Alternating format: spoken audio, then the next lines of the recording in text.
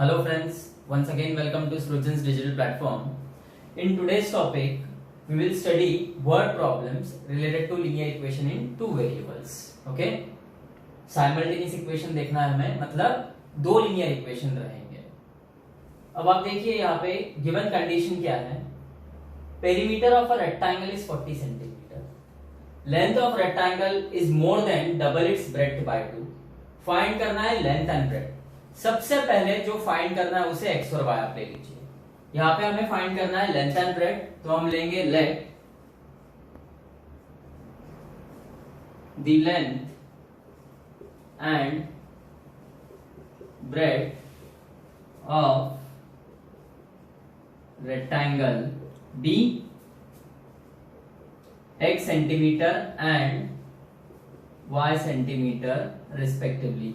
ये यूनिट्स यहाँ भी लिखना जरूरी है. आप बोलोगे कि हम एंड में यूनिट लिखेंगे, अभी सिर्फ x और y लिख देते हैं, नहीं चलेगा, इसके मार्क्स कट हो जाएंगे. x सेंटीमीटर y सेंटीमीटर आपको लिखना होगा. मतलब लेंथ हमने ले लिया x और ब्रेड्थ ले लिया हमने y. अब बाय फर्स्ट कंडीशन, अब देखिए अगर आप गिवन टू फाइंड लिख रहे हो तो सॉल्यूशन में फिर से कंडीशन रिपीट करने की जरूरत नहीं है. यदि आप डायरेक्ट सॉल्यूशन स्टार्ट कर रहे हो विदाउट गिवन और टू फाइंड, तो आपको फिर ये कंडीशन लिखनी पड़ेगी. जैसे आपको अगर आपने गिवन और टू फाइंड नहीं लिखा तो आपको सॉल्यूशन में स्टेटमेंट डालना होगा कि perimeter of rectangle is 40 centimetre, पर हमने गिवन और टू फाइंड लिखा हुआ है तो हम डायरेक्ट लिखेंगे by first condition.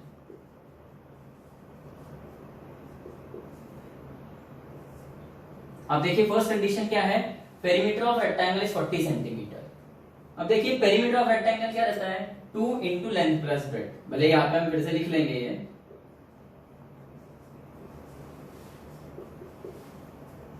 perimeter of rectangle is 40 centimeter. Therefore 2 into length plus breadth is 40. Therefore अब आप देखिए ये 2 मल्टीप्लीकेशन में ब्रैकेट दिया है मैंने, मतलब ये 2 इनके साथ मल्टीप्लीकेशन में वो साइड जाएगा तो डिवीजन, और लेंथ है अपना x और ब्रेड्थ है y is 40 by 2, मतलब x plus y will be 20. आप इसे 1 नाम दे दीजिए. सेकंड कंडीशन देखिए आप,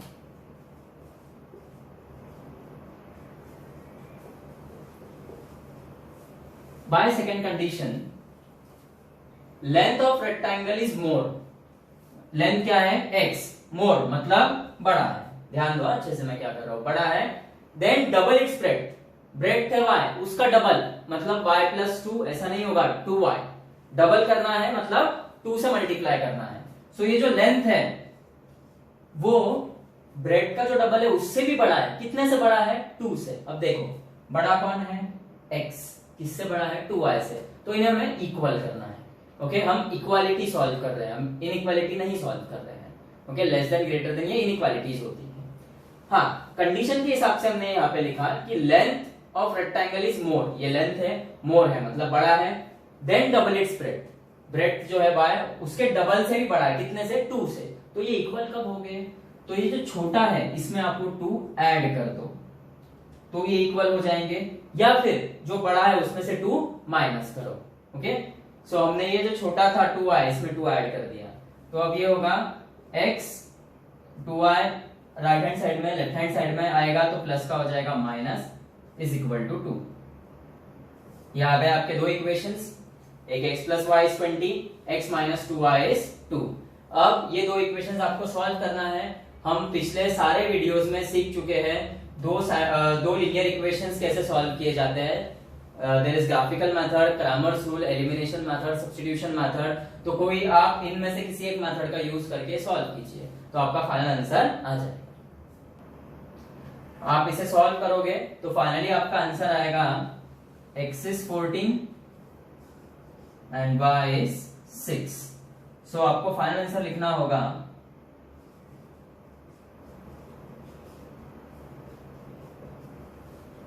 length of rectangle is 14 centimetre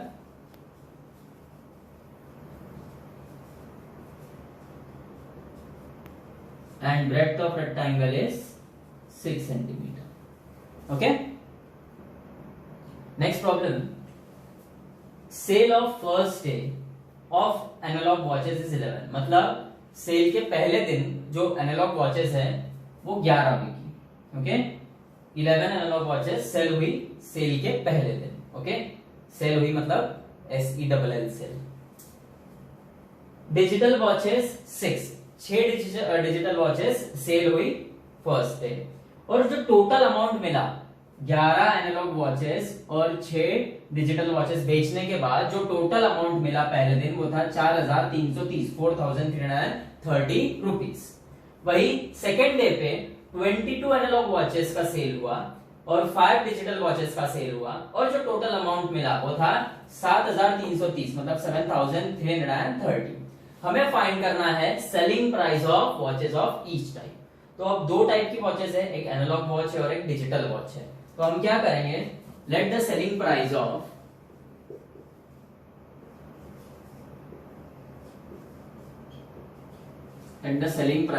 analogue watches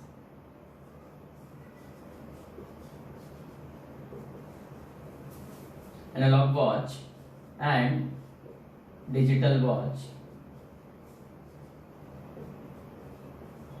P rupees X and rupees Y respectively। Okay, ये एक एनालॉग वॉच का सेलिंग प्राइस है X रुपीस और एक डिजिटल वॉच का प्राइस है Y रुपीस। ओके, यहां पे लिख लो भले, let the selling price of one analogue watch and one digital watch be rupees X and rupees Y respectively. अब देखिए अब फर्स्ट कंडीशन क्या है,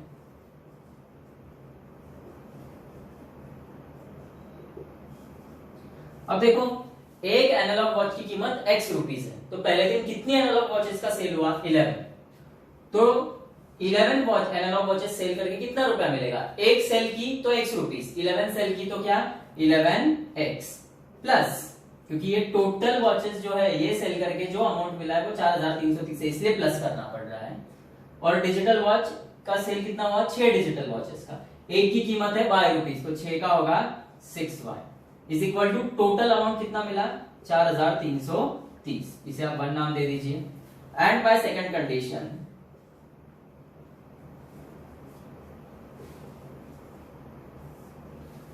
$22X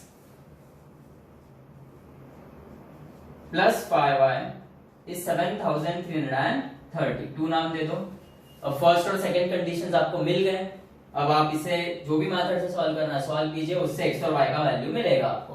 फाइनल आंसर ये आता है कि X is 290 rupees and Y is 190 rupees.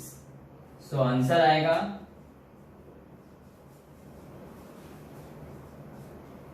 Selling price of one analogue watch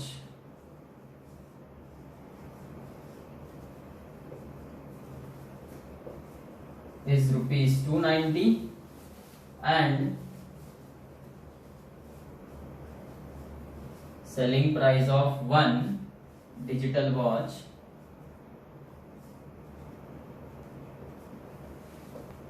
is rupees 190। अब आप ये जो भी सम्स है मैं हर वर्ड प्रॉब्लम में आपको कंडीशन समझा दूंगा, फर्स्ट और सेकंड कंडीशन तक लेके आऊंगा, उसके बाद आपको सॉल्व करना है ये और फाइनल आंसर लाना है, क्योंकि दो लीनियर इक्वेशन सॉल्व करने के 4 मेथड्स मैं सिखा चुका हूं आपको, elimination method, substitution, graphical and Cramer's rule. तो आपने अगर वो वीडियो नहीं देखा होगा तो मैं आपको इंसिस्ट करूंगा कि वो वीडियो आप जाके देखिए, उस पे से आपको ये क्लियर होगा और ये फाइनल आंसर आएगा। Question 3, a boat travels 16 kilometers upstream and 24 kilometers downstream in 6 hours. The same boat travels 36 km upstream and 48 km downstream in 13 hours. To find speed of water current and speed of boat in still water. अब सबसे पहले ये problem क्या है ये समझ लो पूरा। A boat travels 16 km upstream. Upstream का मतलब ये होता है कि पानी के अपोजिट डायरेक्शन में बोट जाएगी। मतलब सपोज पानी का डायरेक्शन ये है तो बोट इस डायरेक्शन में जाएगी, और डाउनस्ट्रीम मतलब क्या, तो बोट का भी डायरेक्शन ये है और पानी का भी सेम डायरेक्शन है। ओके, पानी का और बोट का सेम डायरेक्शन मतलब डाउनस्ट्रीम, और पानी का और बोट का अपोजिट डायरेक्शन मतलब अपस्ट्रीम। ये चीज समझ लो आप सबसे पहले। अब हमें क्या पूछा है, स्पीड ऑफ वाटर करंट मतलब पानी का स्पीड, पानी किस बहाव से बह रहा है, and speed of boat in still water, still water मतलब पानी रुका हुआ है, स्टिल वाटर है, ओके, उसमें बोट का स्पीड क्या रहेगा।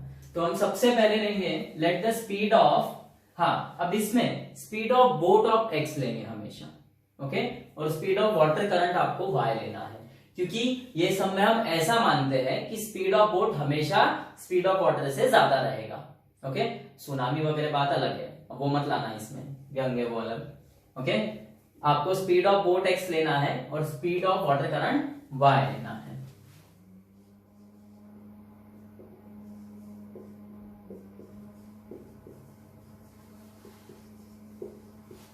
Let the speed of boat in still water be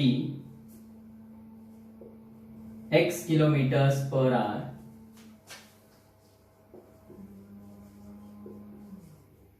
and speed of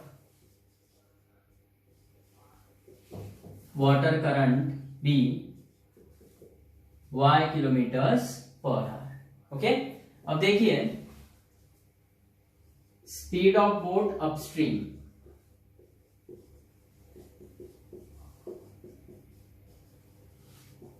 ये आएगा x minus y kilometre per hour and speed of boat downstream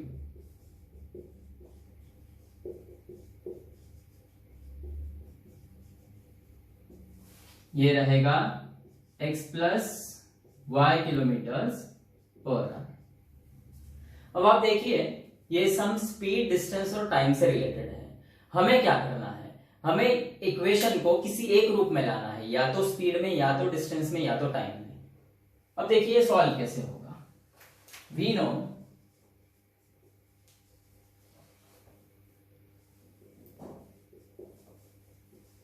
distance is speed into time. अभी हमें ये जो इक्वेशन है, जो सम है, ये किसी एक क्वांटिटी के रूप में लाना है, या तो टाइम, या तो स्पीड, या तो डिस्टेंस। अब कैसे, हम कौन से क्वांटिटी में लाना।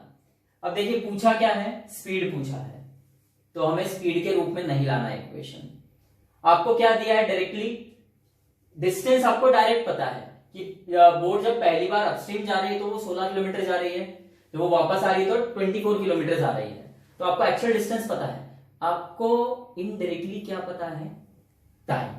इनडायरेक्टली क्यों बोल रहा हूं मैं, क्योंकि 6 आवर्स आपको टोटल टाइम पता है। आपको अलग से पता है क्या कि अपस्ट्रीम जाने के लिए कितना वक्त लग रहा है, डाउनस्ट्रीम आने के लिए कितना वक्त लग रहा है, आपको ये नहीं पता। उन्होंने क्या बोला है, जाने के लिए और आने के लिए 16 किलोमीटर जाने के लिए और 24 किलोमीटर वापस आने के लिए टोटल टाइम लग रहा है 6 आवर्स। तो हम इक्वेशन टाइम के रूप में लाएंगे। तो what is time, distance is speed into time, therefore time क्या रहेगा, देखिए टाइम जैसा कि वैसा distance upon speed.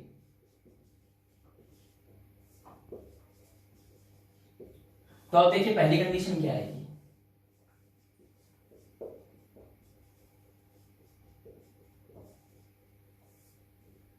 Sixteen kilometre upstream गई बोट, यानी ये डिस्टेंस हुआ, तो 16 अपॉन स्पीड क्या है अपस्ट्रीम के लिए, x माइनस वाई, प्लस क्यों कर रहा हूं मैं, क्योंकि हमें टाइम पता है 6 आवर्स, ये टोटल टाइम है, आने का टाइम प्लस जाने का टाइम। अब आप अगर गौर से देखोगे तो आपने यहाँ पे लिखा क्या है, डिस्टेंस अपॉन स्पीड, ये इनडायरेक्टली क्या हुआ, टाइम, तो ये हुआ जाने का टाइम।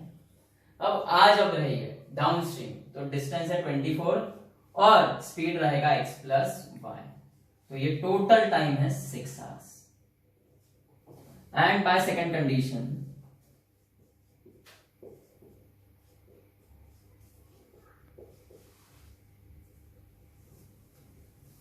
अपस्ट्रीम कितना है 36 किलोमीटर्स, उसके लिए स्पीड है x minus y, plus downstream है 48 किलोमीटर्स, उसके लिए स्पीड है x plus y, is equal to 13 hours लग रहा है टोटल।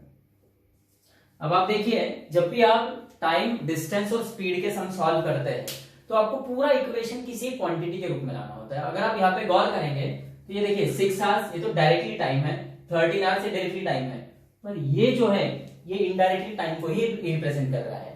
ये जो फ्रैक्शन बोलेंगे हम एक प्रकार से, ओके, रैशनल, ये जो नंबर है इतना एक्सप्रेशन, ये इनडायरेक्टली टाइम को ही रिप्रेजेंट कर रहा है।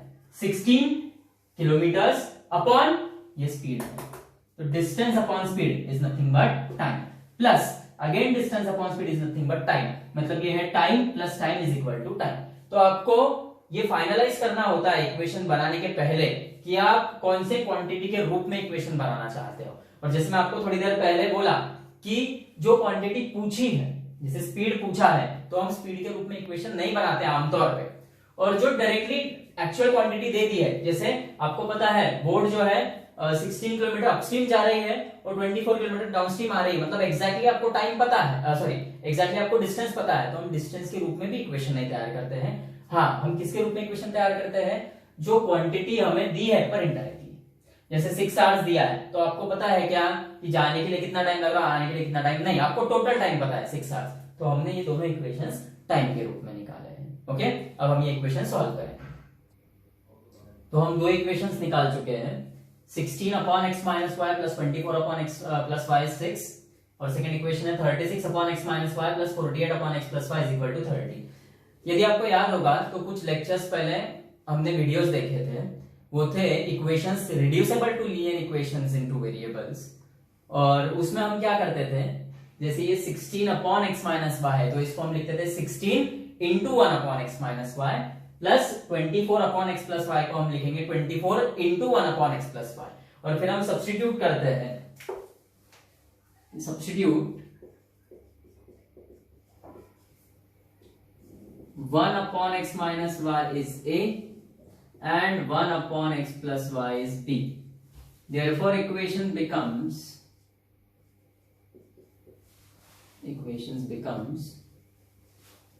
ये होगा 16 into 1 upon x minus y है, मतलब 16a plus 24 into 1 upon x plus y यानी b इज 6, इसे आप 3 नाम दीजिए, और 36a plus 48b is equal to 13, इसे आप 4 नाम दीजिए। अब आपके पास दो इक्वेशन आ गए, थर्ड और फोर्थ, इसे आप एलिमिनेशन मेथड, सब्स्टिट्यूशन मेथड, जिस मेथड से सॉल्व करना है सॉल्व कीजिए। अब आप जब ये सॉल्व करते हो इक्वेशन 3 एंड 4, तो आपके आंसर्स आते हैं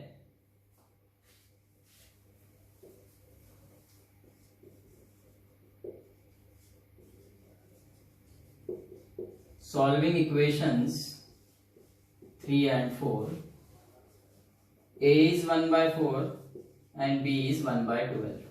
जब आप ये सॉल्व करोगे आपके आंसर्स आएंगे, और इसके बाद आपको रीसब्स्टिट्यूट करना होगा।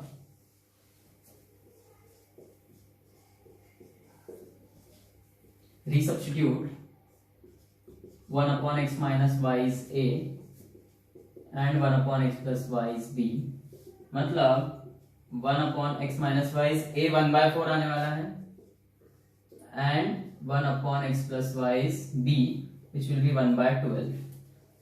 अब आप देखिए इक्वल टू के दोनों साइड, लेफ्ट हैंड साइड और राइट हैंड साइड मोनोमियल है, सिंगल टर्म्स है, तो इनका डायरेक्टली रेसिप्रोकल होगा, x minus y will be 4, इसे आप 5 नाम दे दीजिए, and x plus y is 12, इसे आप 6 नाम। अब देखिए solving equation 5th and 6th,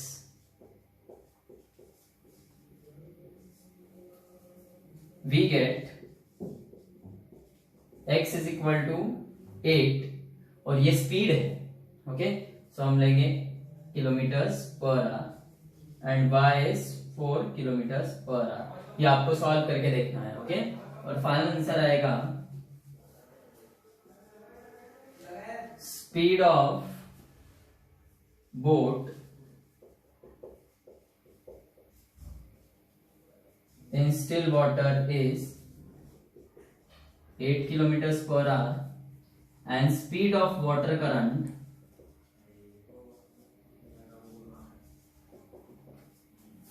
is 4 kilometer per hour।